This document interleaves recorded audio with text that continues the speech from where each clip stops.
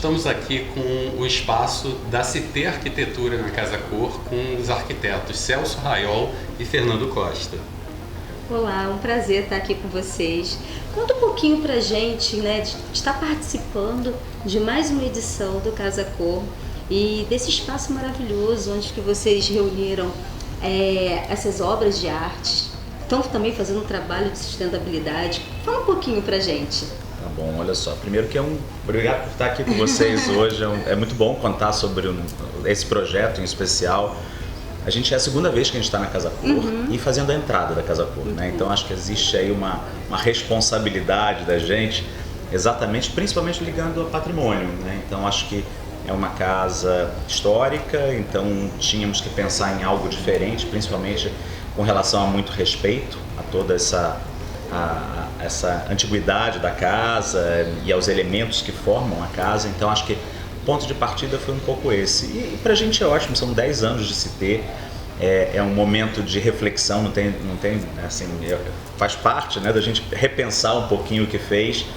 E quando a gente chega aqui, a gente fica muito feliz com o resultado, principalmente desse respeito ao passado. O Casa Cor pra gente é sempre um momento de autorreflexão dentro do escritório. Eu penso muito assim, onde a gente estrutura tudo que passou nesses últimos anos, assim, a gente tenta trazer para dentro do projeto referências projetuais que a gente conceituou em outros projetos que a gente desenvolveu e trazer para cá essa relação, nesse caso específico, muito emblemática entre o projeto que está sendo inserido, a contemporaneidade disso, junto com todas as obras, todo o mobiliário que a gente pensou para cá, junto com a historicidade da casa. Então isso é um ponto muito importante para a gente. Foi um momento de reflexão e de desenvolvimento interno coletivo nosso muito grande e hoje a gente está aqui com esse ambiente pronto, extremamente satisfeito com o resultado. Aqui o espaço é o entre salas, né? Então conta um pouquinho como foi o conceito, principalmente porque ele é o primeiro espaço, né, antes da entrada das salas lá e próximo ao jardim. Como é que vocês desenvolveram o projeto aqui? Tem uma coisa, até aproveitando o que o Fernando falou, realmente essa questão da reflexão e os 10 anos, nosso Casa Cor, na verdade, é um grande compilado de toda essa parte da nossa prática profissional, ou seja, a gente fala sobre patrimônio, a gente fala sobre contemporaneidade, sustentabilidade, como você falou, tentando trazer esses materiais. A gente fala do nosso desenho autoral, então essas mesas que estão aqui são desenhos da Cité, o tapete é um desenho da Cité. A ideia de trazer arte e arquitetura também, e muito impregnado quase que na própria arquitetura, essa arte meio mimetizada também, não só apenas como um adorno, mas também como fazer parte dessa exposição. Isso é muito do que a gente faz na arquitetura, então é legal que a gente consiga trazer aqui pro entre salas. Entre salas eu acho que é isso, Rodolfo, acho que é você receber, né? Então a gente falou, a gente faz muita varanda, olha só como é que é a relação com a arquitetura. E a varanda é esse primeiro tratado com a cidade, né? Onde você vê do lado de fora, vê do lado de dentro, aonde é a interlocução muitas vezes do edifício com a cidade. E a gente falou assim, vamos pensar num lugar, um espaço como esse, a gente falou assim, é essa varanda, esse lugar que eu ainda vejo do lado de fora, eu vejo do lado de dentro, eu não sei aonde eu estou, é o espaço de transição. E aí nós temos várias salas depois entrando pela casa, então os nossos 2 espaços, que é esse de cá e esse outro lugar onde está essa escultura atrás da gente, são os entre salas. E o interessante também é que quando a gente está entrando, a gente já vê uma porta, uma entrada com espelhos que dá a intenção que o jardim está dentro dessa entre-sala. Isso é muito legal. Como foi essa ideia? Uma coisa assim, até voltando um pouquinho antes, que eu acho bem interessante do desenvolvimento desse espaço, é que quando a gente veio aqui visitar o ambiente, eu e o Celso, a gente já tinha, digamos assim, uma referência dos ambientes anteriores, né? Então, como esse é o Casa Cor que está sendo feito no mesmo espaço do ano passado, a gente tinha um pouco da referência que a gente tinha em espacialidade aqui nesse espaço, mas também tinha do fluxo que acontecia dentro da casa. Então, uma coisa bem interessante que aconteceu nessa visita é que foi levantado durante esse bate-papo com as Patrícias, que era como a gente traria acessibilidade para dentro do Casa Cor, né? Esquecendo do nosso espaço. Nosso espaço, no primeiro momento, ele tinha uma leitura diferente do que depois no final se tornou. E aí, quando a gente desenvolveu todo o conceito, pensou nesse conceito, e aí veio o caminho de trazer para dentro do nosso espaço a entrada do Casa Cor, a gente fez uma adaptação do nosso espaço, mas de uma forma muito prática e eficiente. Então a gente trouxe para dentro do ambiente uma rampa, de uma forma muito bem desenvolvida esteticamente, com trabalho de iluminação, com trabalho de graduação do piso, das cores, das tonalidades. Trouxe para dentro dessa rampa uma estética contemporânea bacana e a gente, digamos assim, tirou uma certa preocupação de ter uma entrada esteticamente bacana feita por uma rampa. Então a gente transformou essa rampa realmente numa coisa muito significativa para a entrada do Casa Cor. E virou parte do próprio projeto. Exatamente. De vocês, né? Exatamente. Total. A gente já pensando no que a gente já tinha pensado anteriormente, trouxe essa ideia para dentro dessa conexão da rampa. E uma coisa também que foi muito importante nesse momento foi fazer essa separação desses níveis, né? Então hoje a gente tem a rampa que chega para um nível, o projeto original, o porte cocher de chegada, era nesse nível que a gente está aqui hoje, e a gente fez essa separação e conseguiu, de uma maneira bem simples, bem harmoniosa, criar essas espacialidades dentro desse único espaço, transformando os ambientes junto com esses níveis, com a tonalidade, com as cores. Eu acho que isso foi bem emblemático e, como é que eu vou dizer assim, estruturador dentro do nosso projeto. Teve uma coisa que é interessante, que a gente, quando começou a fazer o projeto, a gente gosta de botar todo mundo do escritório junto. E a gente falou assim, e a gente estava falando sobre expansão, ou seja, vinha de épocas pandêmicas, vinha de épocas de retração. Assim, o que a gente está sentindo saudade? O que a gente quer? E o que a gente... Vamos pensar em duas palavras, expansão e acolhimento. E vamos tentar simbolizar isso através de um desenho. E era importante porque cada um fez curvas, foram muitas curvas com relação a afeto, a acolher e ao mesmo tempo expansão com as retas. Então o nosso espaço sempre foi feito com retas e curvas. Então as retas são as retas principalmente dos acessos, que era num arco e a gente transforma o arco em retas, assim como a rampa, e esse espaço que é o espaço pleno de expansão, ou seja, que ele vai para fora completamente, são quase 2,5 metros que vão para fora. E a gente achava que entre essa interlocução da parte de dentro, da parte de fora, entre as curvas e as retas, o espelho era aquilo que poderia fazer perfeitamente a transição. Você não sabe aonde termina uma coisa e começa a outra. O espelho te dá essa confusão. E a conexão. E a conexão. Ele traz o dentro para fora, o fora para dentro, e faz isso que você falou, né? Que a gente chega aqui e a gente está em determinados ângulos do que a gente está vendo a casa, mesmo que a gente esteja de costas para ela. A gente está vendo o jardim, mesmo que muitas vezes esteja do lado dele. Então acho que é isso que a gente, essa relação aí da paisagem, que é uma coisa que a gente trata muito nessa arquitetura da gente, dos 10 anos, está muito refletida em cada elemento escolhido aqui nesse projeto. O espelho realmente ele trouxe para dentro do nosso ambiente e também, eu digo, para fora do ambiente, essa expansão da natureza. Então a gente percebe que as pessoas se relacionam com ele de uma maneira muito como a gente pensou que elas se relacionariam, né? Então as pessoas vêm aqui, olham para cima, se fotografam, fotografam o ambiente externo refletido pelo espelho, se sentem aqui de uma maneira mais ou menos como a gente pensou, né? Internamente, quando a gente desenvolveu toda essa questão dessas palavras de afetividade, de reta, de curva, a gente usou uma expressão que foi o caleidoscópio, né? Então a gente usar essa estrutura desse pórtico de chegada, que é uma coisa que extrapola o arco original da casa, exatamente como uma coisa provocativa. E combina muito com o tema da Casa Cor desse ano, que é o infinito particular. Sim. E o espelho deu essa sensação de um infinito. E propõe esse diálogo também, né? Tanto das pessoas com o ambiente e do ambiente com os visitantes. Totalmente. E também dá aquela ajeitadinha antes de você entrar no Casa Cor. Acho que é importante. A gente, na verdade, é um acesso, né? Esse acesso, todo mundo quer chegar bem em algum lugar. Então, tinham todos os discursos que chegavam a essas conclusões, né? E Celso, a gente vê também que tem alguns trabalhos de obras de arte aqui, né? A gente tem inclusive aqui do Luiz Eduardo Raiol, né? Conta um pouquinho desse trabalho, do desenvolvimento dele como artista, a maturidade dele chegando aí. Legal, olha só, a gente na verdade faz a passagem, muito passagem de tempo, né? Tanto que o Entre Salas é uma coisa que adentra Então, até na obra de arte, nas escolhas das obras de arte, para a gente era importante essa questão temporal. Tudo fosse contando uma história. Então nós temos João Galvão, 2 obras, aquela inclusive tem 40 anos, a gente pediu para o João, isso fazia parte do livro dele, a gente escolheu, ele teve que restaurar a obra para estar aqui no Casa Cor, acho que tem toda a ver com esse conteúdo da gente. Depois a gente tem o Antônio Miranda, que está lá dentro, tem 53 anos, estou entregando a idade de todo mundo aqui, mas assim, e o Antônio tem esse trabalho com relação principalmente aqui, uma relação meio corpo, meio equilíbrio, né? Uma coisa que demanda da outra, que pertence à outra.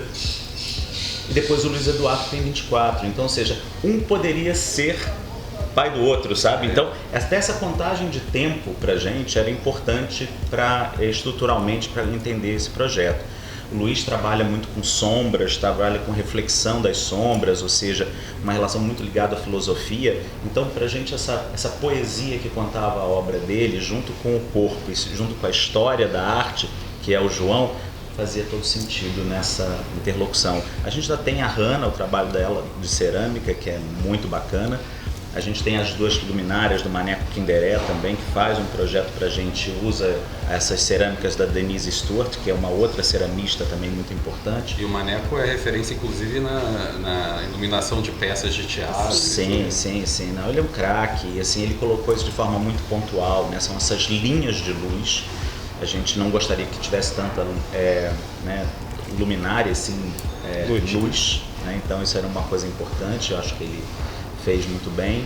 E tem uma coisa que eu acho que faz parte da arte, do estado da arte, digamos assim, essa preocupação que a gente acabou tendo com a gente fez uma caixa dentro da caixa, né? Então a gente criou novas paredes, criou novos tetos e uma coisa não encosta na outra, como se tivesse sempre uma linha, quase que uma linha de desenho, que também simboliza um pouco a arte, né? Que é de fazer começar pelo contorno, né? O desenho infantil também começa com um contorno, a gente traz esse contorno através dessa nossa arquitetura, ou seja, o passado está ali, mas a gente consegue identificar. E pessoal, a CT agora completou 10 anos com muitos projetos importantes, inclusive um novo, que é o Vargas 1140, que tem tudo a ver com essa retomada, né, do centro do Rio, de colocar pessoas também morando lá. Como é que foi a experiência de fazer esse projeto? Qual o significado dele para a CT? Eu acho que eu vou começar até por conta dessa história que a gente está vivenciando aqui no Casa Cor, né? Ou seja, a respeito ao passado, a leitura, a história, o que a gente se aprofundou. E o Vargas não é diferente para a gente, até foi exatamente isso, entender o que era, qual a importância da avenida, como é que ela foi aberta, o plano agache, o fato dela estar rodeada de história. A gente está ali, o Campo do Santana, a gente está a Central do Brasil, ou seja, uma avenida que passou muito, uma avenida democrática, uma avenida onde muitas ações públicas foram feitas. A gente tinha um nome antigo, que era Rua das Luminárias, Caminho das Luminárias, porque ela ligava a Quinta da Boa Vista até o centro, para a família imperial. Então isso tudo faz parte de uma história que a gente levou para lá. Então é um projeto que conta tantas histórias quanto o nosso Casa Cor. Então ele traz a textura desses espaços, ou seja, a cor avermelhada, até que era uma provocação, vinha do telhado, dos sobrados todos que estão em volta, e faz uma gradação, ou seja, da parte mais escura à mais clara, como se fosse esse momento de transição. Mas a gente pega o ritmo dos edifícios da avenida. Então, tem horas, até me perguntaram esses dias, é um retrofit? Eu falei assim, não, mas que bom que pareça, porque ele cria uma nova dinâmica, mas aí a gente traz a novidade, a gente traz paredes que são ligeiramente inclinadas e que mostram um pouco o direcionamento da paisagem e do olhar. Então acho que assim, essa questão da sensibilidade da gente, e pela primeira vez, eu acho que a gente fez, né, Fernando, nesses 10 anos, uma palestra que a gente foi no lançamento, a gente não foi só falar sobre projeto, a gente foi falar sobre a história da Presidente Vargas. Então foi muito bacana, assim, a gente levar informação para que os projetos ainda tenham mais verdades, né? Eu acho que o Vargas 1140, ele tem um processo que ele reflete muito a história dos 10 anos da CT. Porque em todos os projetos que foram desenvolvidos no escritório, o nosso objetivo sempre foi que ele tivesse 100% inserido dentro do planejamento urbano da cidade, que os projetos pudessem gerar um impacto de qualificação visual para quem estivesse olhando para eles e que eles tivessem uma funcionalidade muito produtiva. E quando a gente faz esse projeto, né, esse nosso primeiro projeto lançado dentro desse limite do Reviver Centro, a gente está trazendo um pouco de toda essa bagagem que a gente teve nos 10 anos de provocar a qualidade arquitetônica dentro dos nossos projetos e transformar isso, independente do bairro onde a gente estivesse projetando, num projeto qualificado. E o Reviver Centro, ele traz essa linguagem de requalificação, reurbanização, ressignificação do centro da cidade.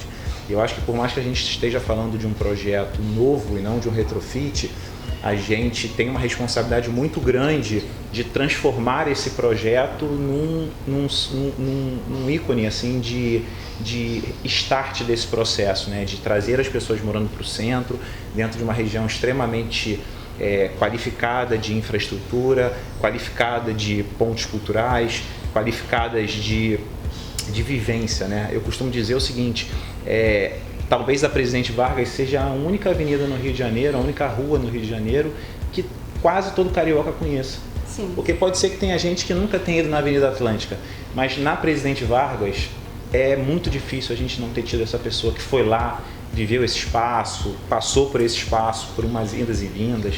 Então, para a gente foi um início de processo muito importante no Reviver Centro.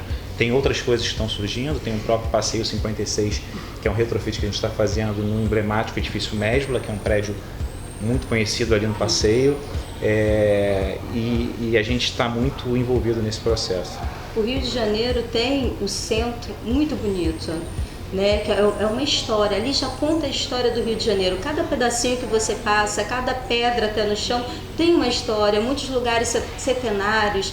Então é uma responsabilidade muito grande trazer essa juventude para o centro, sem tirar o Rio antigo de lá. E agora também tem o Hotel Glória, estava falando de hotel, e agora vai se tornar um residencial. Vocês estão à frente desse projeto?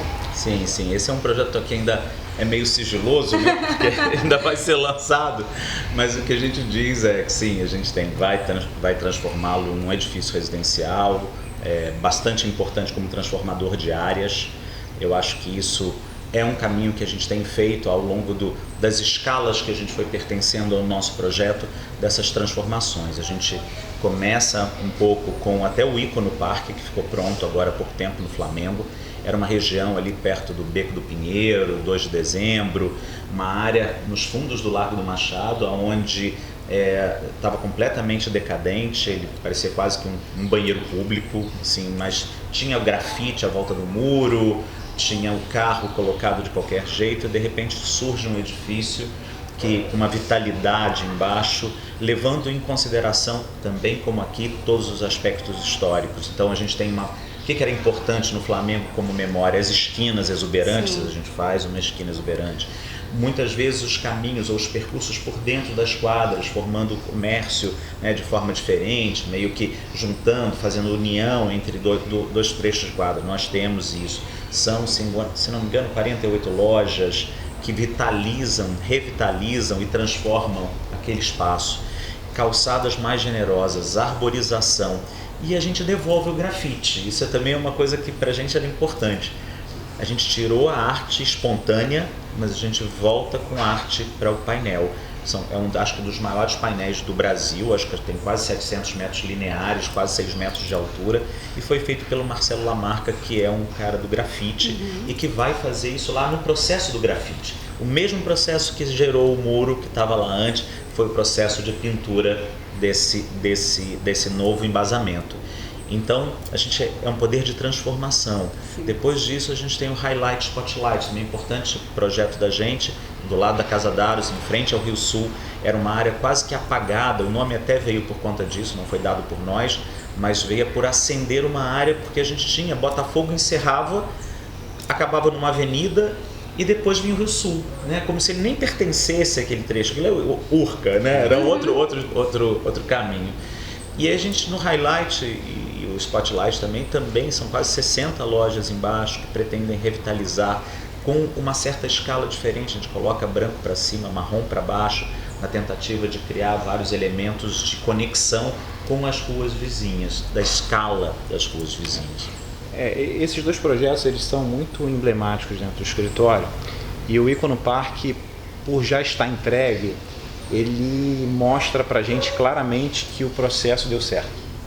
Isso é muito importante dentro da arquitetura, porque às vezes você pensa num conceito, pensa num planejamento, e quando isso ficar pronto, isso não funciona. Que depende do uso das pessoas. Exatamente. Sim, da ocupação das lojas, entre outras. E o Econopark a gente enxerga primeiro porque ele está no nosso dia a dia. Nosso escritório é muito próximo do Econopark. Quando a gente sai para almoçar, sai para pegar o metrô, a gente passa sempre em frente e a gente vê as pessoas, a reação das pessoas, né? A gente tem muitos conhecidos que moram naquela região e eles dão um feedback positivo para a gente de que realmente eles se sentem mais seguros com aquela edificação, que trouxe uma grande quantidade de famílias morando, trouxe uma grande quantidade de área de loja. Aquilo hoje tem uma revitalização, as calçadas são ocupadas, as pessoas, por exemplo, teve um dia que eu passei lá, o Zona Sul estava fazendo um pocket show ali na frente e as pessoas pararam de ir do outro lado, que é o Hortifruti, e foram para o Zona Sul porque ele tinha basicamente o mesmo serviço, mas ao mesmo tempo ele trazia uma animação diferente para dentro de uma calçada mais larga.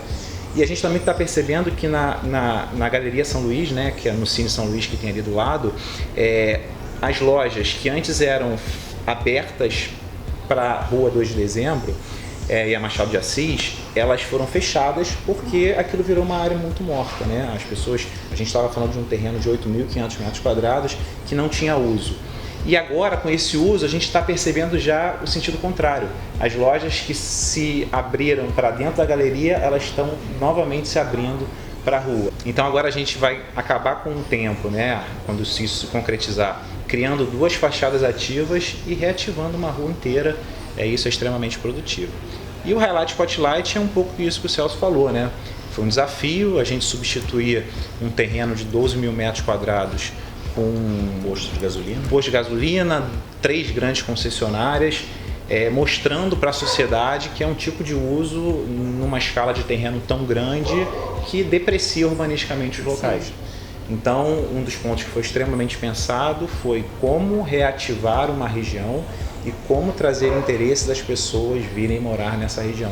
Independente da localização do terreno, ter uma vista emblemática para o Pão de Açúcar, sim, isso pode não ser uma razão para a pessoa desejar ir morar naquele lugar.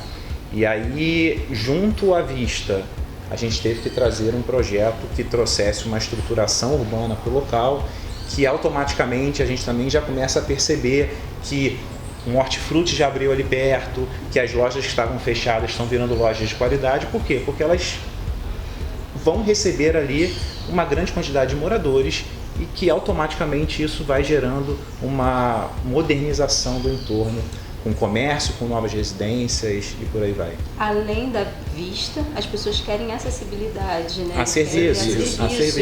Pois talvez até Botafogo foi o lugar que a gente mais recebeu o projeto da gente. A gente tem muito Volpe, orgulho, né? tem o Volpe, tem o Sorocaba 112. Sorocaba pra gente foi uma felicidade. Sorocaba foi o primeiro edifício que a gente fez, o edifício residencial, do qual a gente mais tornou-se conhecido, né? E o Sorocaba foi publicado assim, 30 países. Era um edifício pequeno, só uma fachada, mas tinha uma potência de ter uns toldos que mexiam e se articulavam conforme o gosto do morador. Então, a cada momento que você passava, ele tinha uma forma diferente e as pessoas se sentiam mais, esse é o meu apartamento, eu posso interagir na fachada. Então, esse discurso da liberdade foi um discurso que a gente sempre se apropriou, do respeito a cada edifício que a gente faz. Botafogo é essa dinâmica das várias personalidades, é lá onde tem de ser lançados os novos chefes, as novas modas, muito importante para a gente. Sorocaba a gente ganha depois como melhor produção em 2017, como melhor produção de edifício residencial entre Brasil e Portugal. Ficamos numa shortlist, né, dos 100 edifícios mais importantes do mundo, numa listagem que começava nessa época, hoje já é mais normal na ArcDaily, no site, mas naquela época começava uma votação nacional para ver qual era o melhor projeto, ele estava nessa lista, ganhamos um prêmio Asbeia com ele. Então assim, eu acho que a gente entendeu naquele momento que a gente podia ser mais transformador, né? Então, o Sorocaba, eu acho que ele é bem emblemático para a gente, porque ele traz desde o início do escritório, né, a representação que a gente sempre buscou na arquitetura. É uma arquitetura bem desenvolvida, pensada em todos os detalhes, não é só a fachada que nos preocupa, né? É a fachada que nos preocupa, é o projeto de dentro que nos preocupa, é o interior que se conecta com o projeto, são os elementos técnicos obrigatórios que têm uma linguagem conectada com o projeto. Então não é só pensar no belo e não se preocupar com a funcionalidade e com a parte técnica. Então o Sorocaba ele tem muito disso, né? Ele foi o nosso primeiro projeto onde a gente alinhou todos esses pontos e tem um resultado muito positivo. E junto disso essa provocação, né? Da gente levar para o incorporador, para o produtor imobiliário, a percepção de que ele precisava sair da inércia, ele precisava de parar de pensar mais do mesmo, ele precisava sair um pouco fora da caixa e que isso não significaria que ele não teria uma viabilidade no negócio. Que a gente conseguiu comprovar para ele que fazer uma arquitetura diferente de qualidade era o mesmo custo de fazer uma arquitetura desastrosa. Então, essa provocação, um benefício. Essa provocação sempre foi o ponto inicial da nossa sociedade. Quando a gente montou o escritório, a gente sempre pensou em qualificar mais os projetos, trazer um diferencial para os projetos. Ele se iniciou ali no empreendimento comercial que a gente fez na Araguaia, em Jacarepaguá. Depois ele veio com Sorocaba com esse primeiro prédio residencial. E daí para frente essa provocação, essa produção arquitetônica, ela sempre foi embasada muito nesse conceito de fazer com qualidade, inserir dentro de um projeto todos os aspectos necessários para a qualificação dele em todas as escalas. Agora uma pergunta, como teve a união do Celso com o Fernando? A gente trabalhava juntos, eu era diretor de uma empresa, trabalhei durante 25 anos nessa empresa e o Fernando começou a trabalhar lá também. Aí eu decido sair da empresa e Fernando ia para São Paulo. Eu falei assim, cara, de repente não vai para São Paulo, vem trabalhar comigo. Aí depois eu disse, não, eu quero, na verdade, eu queria principalmente a liberdade. Eu acho que assim, a gente estava num momento de vida que precisava, assim, quero tirar férias, a gente quer fazer bem feito, dividir o trabalho. E aí eu falei assim, Fernando, não, vamos ser sócios. E uma coisa bacana desse nosso início, assim, que a gente se deu, isso era tão forte que até hoje, são 10 anos, nós temos uma produção muito intensa, muito mais do que seria só porque tem escritórios que fazem muita produção, mas muita coisa acaba não saindo do papel. O nosso saiu muito do papel e a gente teve uma história assim de preservar a nossa qualidade de vida. Isso sempre foi muito forte. Então, o bom humor dentro do escritório. A gente ri o tempo inteiro dentro do escritório, assim, temos muita liberdade, principalmente dos jovens, das pessoas que chegam. E esse dia a dia lá dentro do escritório, ele é muito produtivo, muito por causa disso, né? Porque primeiro que a gente dá uma liberdade muito grande para a equipe produzir conosco. Então, assim, não é um projeto Fernando, não é um projeto Celso, é um projeto literalmente do escritório. A gente tem o entendimento de que o que a gente está desenvolvendo naquele momento, por mais que esteja na minha mão, na mão do Celso, aquilo pode ser criticado por um estagiário, por um arquiteto, que pode ser mudado. Isso não é uma definição nossa de que vai ser assim e acabou. E eu acho que isso gera realmente um resultado diversificado muito grande. Esse é um ponto aqui que o Celso comentou, que a gente tem muitos projetos que não necessariamente você olha e você sabe que é nosso, porque essa diversidade da forma como a gente projeta, ela se dá muito por esse conjunto de ideias pensadas pelo escritório como um todo, né? E essa questão da sociedade é uma coisa que eu acho também muito importante, além desse ponto que o Celso comentou, de ter um pouco de respiro, de poder tirar férias é extremamente importante, senão a gente fica extremamente sufocado, refrescar um pouco a cabeça, é um pouco assim do complemento, sabe? Eu acho que eu e o Celso, a gente tem uma personalidade que em muitos pontos são diferentes, mas que quando a gente faz essa sociedade, eles se complementam. Então, cada um tem um modo de trabalhar diferente do outro, mas que quando você unifica todos esses pontos, isso no final dá uma entrega muito grande. Tá certo. Porque às vezes você juntar pessoas que têm características brilhantes, mas muito iguais, acaba gerando um choque muito grande. E não é o que acontece com a gente. E o interessante que a gente vê, né, tanto sucesso feito por vocês, e eu sempre comento que uma mente criativa tem que ser uma mente livre. E essa questão que vocês falaram, que no escritório tem essa harmonia, vocês são livres, isso traz esse sucesso. Exato. E a gente tem uma certa, assim, eu e Fernando, por exemplo, já trabalhamos juntos quase 16 anos. Depois a gente tem um outro rapaz, que é o Daniel Osório, que trabalha com a gente, que ajuda a fazer as criações, que trabalha comigo há 17 anos, o Fernando também. A Renata Benites, que cuida do nosso administrativo, trabalha com a gente, comigo há 28 anos, com o Fernando há 16 anos também. A Lúcia, que coordena um pouco o nosso escritório, nessa parte mais gerencial, tem 10 anos com a gente.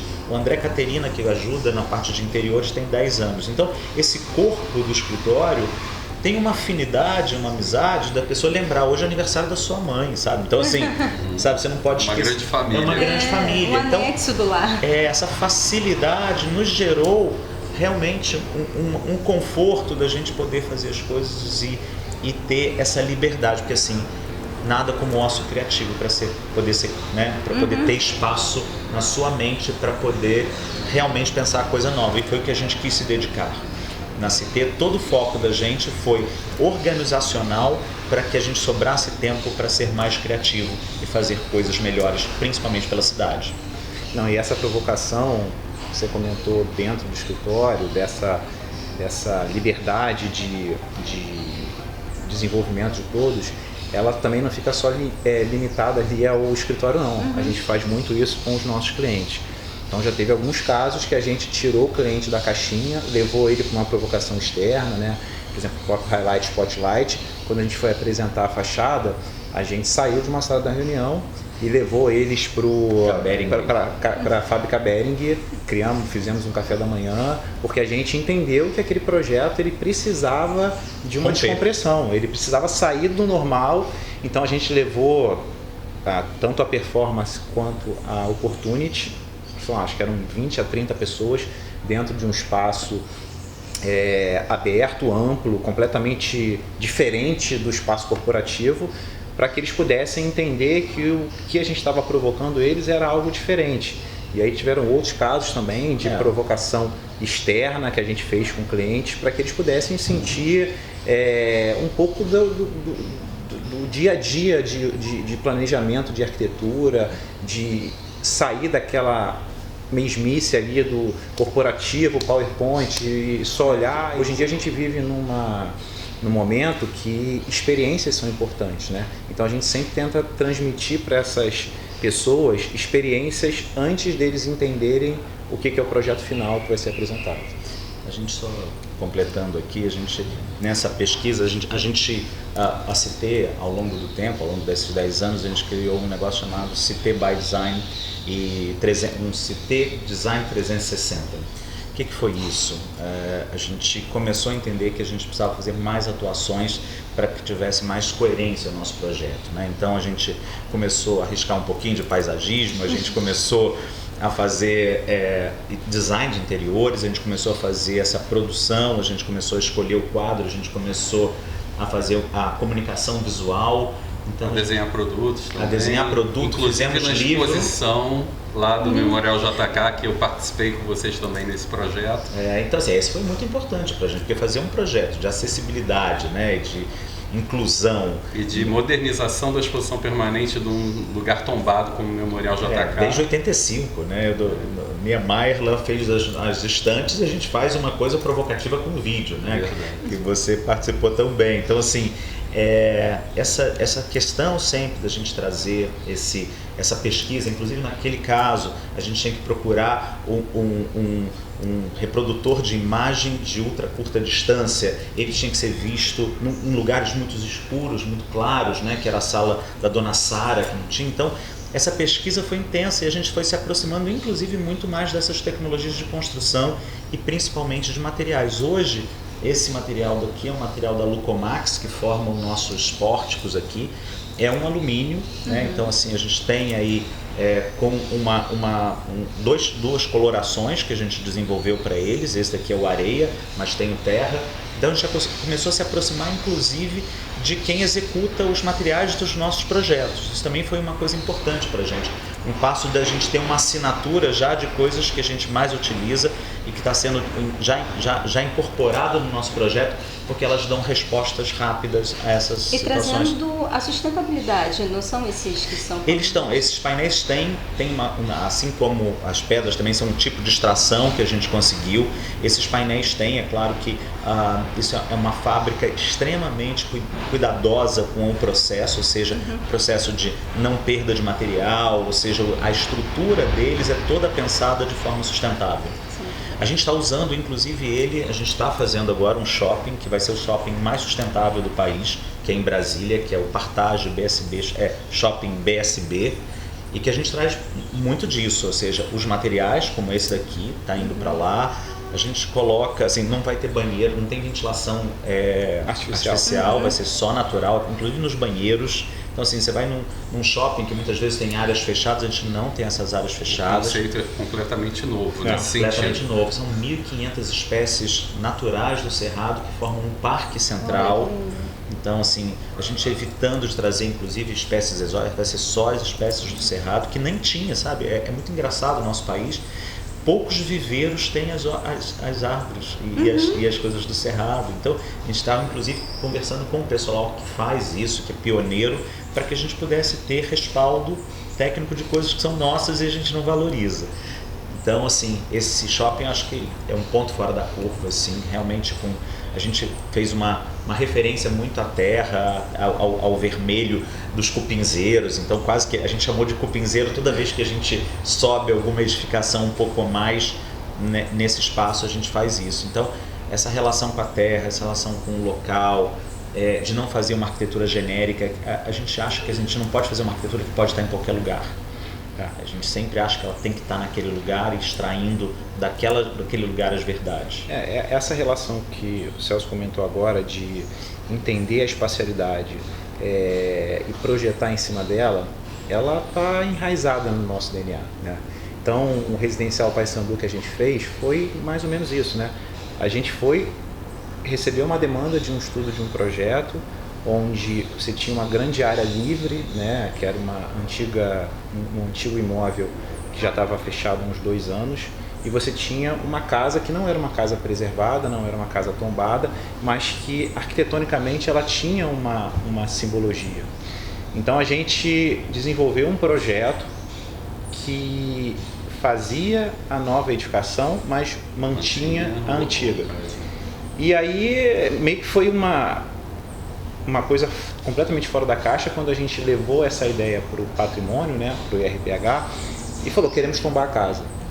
E aí, na época, a Laura, que hoje é a presidente do patrimônio, ela falou assim, olha, eu nunca recebi uma demanda de tombamento de uma casa. Nesse caso, porque vocês estão fazendo uma edificação nova, vocês poderiam até aumentar um pouco o tamanho da edificação, mas eu acho fantástico. Então, parabéns, vamos fazer um decreto de tombamento. E aí a gente conseguiu fazer um projeto que qualificava a casa. Hoje essa antiga edificação, ela é toda a parte de lazer do empreendimento, e o empreendimento surgiu atrás com uma relação entre os dois extremamente qualificada.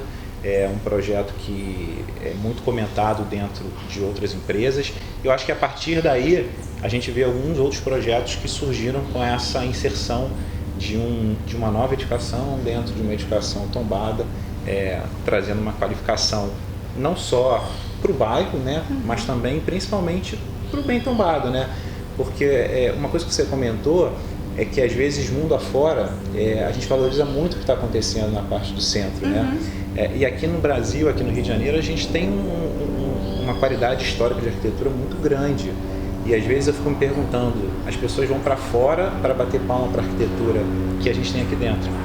Então, qualificando esse tipo de projeto, a gente está demonstrando que a nossa arquitetura aqui é uma arquitetura extremamente qualificada. Somos patrimônios mundiais da arquitetura pela Unesco, e eu acho que esse projeto ele diz tudo desse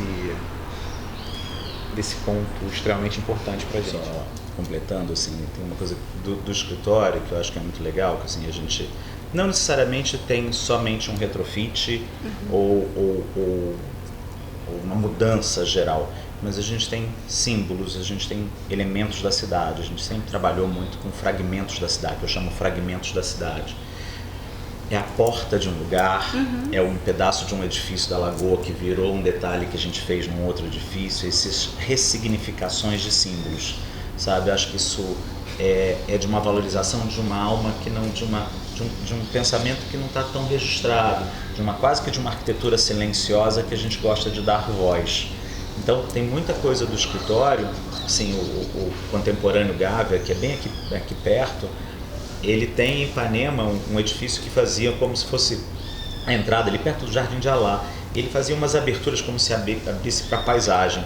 Quando a gente foi fazer aquele projeto, o contemporâneo, e a gente tinha aquela rua, né, Marquês São Vicente, que tem muito barulho, é muito bonita, mas arborizada, mas tinha barulho, a gente de imediato pensou naqueles vários elementos que se articulavam e que viam a paisagem de fora, ficava bonito, e de dentro para fora a gente direcionava o olhar para onde a gente queria, sabe? Então assim, a gente direcionou para as árvores. Então você de dentro, apesar de ter muito ônibus, tem muita coisa, você não vê tanto e vê aquilo que interessa, que é a paisagem. Olha só, a gente está aqui no barulho o barulho da cidade, né? Um helicóptero, um passarinho que passou antes. Então assim, essa ideia sensível de cada lugar que a gente vai inserindo é muito importante. A Pimo fez com a gente muita coisa, e uma delas, essa que o Fernando falou, do Paissandu. A gente criou nessa articulação entre o edifício antigo e o novo, e é até para fazer museu, né, Rodolfo, a gente botou uma coisa chamada Túnel do Tempo, que era uma coisa inédita um pouco nos edifícios, que é contar a história do edifício. E a gente que provocou isso, não foi solicitado por alguém ou por algum órgão. A gente fez um teto que conta toda a história do edifício, a gente colocou isso nas paredes, ou seja, hoje o morador fica sabendo mais e valoriza aquele espaço, né? Sim, então ele sabe que nada é gratuito, que aquilo veio por conta disso, que a história, da onde ele mora, né? Assim, esse espaço vital da cidade é muito importante da gente, porque tem horas até que as pessoas querem esse conhecimento e não têm acesso. Verdade. Então a gente entrega muito isso, meio que de uma forma muito didática para fazer. Nós queremos agradecer, Celso, Fernando, por esse bate-papo, que foi também uma aula de história. Muito legal, muito obrigada. Obrigado por terem dado essa entrevista aqui para a TV Vida. Tá, não, gente, a gente só tem a agradecer, assim, é ótimo poder contar nossos 10 anos e assim, de uma forma tão preciosa, estando aqui no Casa Cor, então fica melhor ainda. Isso. Muito obrigada. Pra gente, a gente agradece mais uma vez, a gente fica muito contente de contar a nossa história. A gente tem bom que a gente lembra tudo, porque a gente realmente se entrega a tudo. Eu acho que quando você se dedica no que faz, eu acho que a memória não sai da cabeça. E pra gente foi um prazer. Muito obrigado. Obrigado.